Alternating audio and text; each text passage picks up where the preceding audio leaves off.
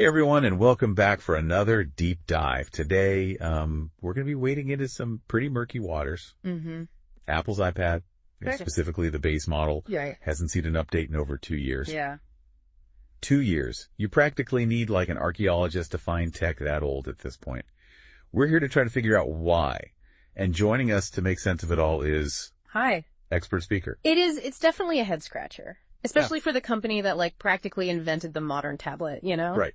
Exactly. Yeah. And so for those who haven't been, obsessively refreshing Apple news feeds like I have, Sure. The core question is, this is Apple's big AI play, Apple Intelligence, the reason behind this iPad drought. There's this article from 9 to 5 Mac that makes a pretty compelling case. Yeah, it's an interesting theory. And to really grasp it, I think we need to like go back and look at the base iPad's history. Okay. Since 2017, they've been laser focused on affordability, even if it means using, slightly older tech. Yeah, the good enough for most people approach, which has worked incredibly well for them. Absolutely. They've still delivered on features, though we've seen them add Apple Pencil support, USB-C, even a complete redesign a couple generations back. Right. But they've consistently used chips that are roughly 2 years old. Which is super interesting because that lines up perfectly with where we are now. Yeah. The A16 chip, which is 2 years old, would be the logical choice for the 11th gen iPad if they follow their usual pattern. Exactly. But here's the catch. The A16 doesn't support Apple Intelligence. Okay. And Apple seems pretty set on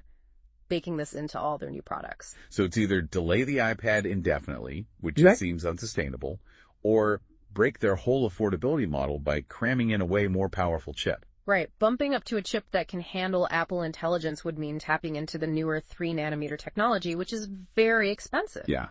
Even the iPad Mini 7 is rumored to be using the older A17 Pro chip, likely because those 3-nanometer chips are in limited supply and pricier. Right. Imagine the cost implications for their budget iPad if they had to use a chip that advanced. It's like they're stuck between a rock and a hard place. Delay the iPad and frustrate everyone waiting for an upgrade, or release a budget iPad that feels outdated because it doesn't have their flagship AI features. Yeah, it really highlights that double-edged sword of innovation, You need to constantly push the boundaries, but sometimes those advancements come at a cost. And in this case, it seems like the cost might be their grip on that entry-level tablet market. And it's not just about cost, right? Yeah. This delay, this whole situation, it kind of makes you wonder if Apple's struggling a bit in the AI arena. Yeah, that's a really astute observation. I think Apple has always been about that seamless user experience, that it just works magic. Yeah. But AI is still such a young, rapidly evolving field. Right. Maybe they haven't quite figured out how to weave it into their ecosystem in a way that meets their usual standards.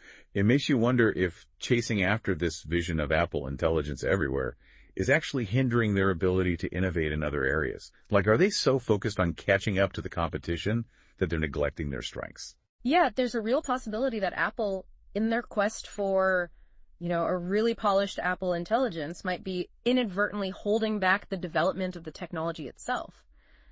Maybe a more iterative approach, where they release features as they're ready, even if they're not perfect, would lead to faster advancements overall.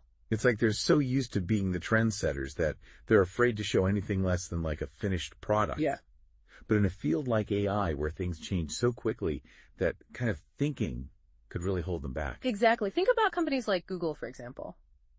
They're constantly experimenting, releasing products and features that are still in beta. It's a much more agile approach, and it allows them to gather user feedback and iterate much faster. Right. It's a completely different philosophy. Yeah.